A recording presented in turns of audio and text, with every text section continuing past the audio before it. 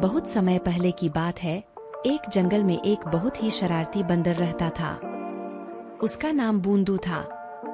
बूंदू जंगल का सबसे होशियार बंदर था, लेकिन उसकी होशियारी का उपयोग कभी कभी अच्छे कामों के लिए नहीं, बल्कि मस्ती और मजाक के लिए होता था।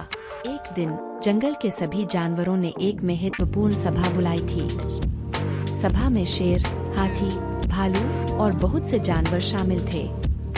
सभा में सबने मिलकर बातचीत शुरू की और एक दूसरे के साथ अपने समस्याओं का हल ढूंढने का निर्णय लिया। बूंदू ने यह देखकर भी अपनी शरारतों पर कोई ध्यान नहीं दिया और सभा में हंसी मजाक में मगन रहा।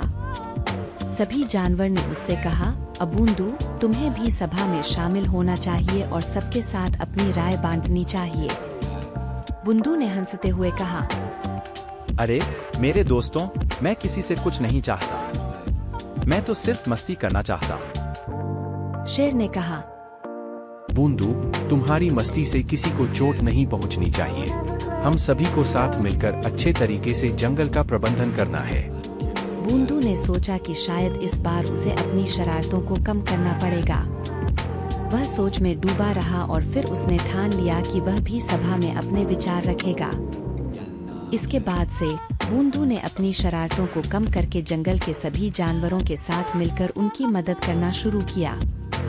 उसने सभी को हंसी और मजाक के साथ मिलकर काम करने का आनंद लेने का सिखाया।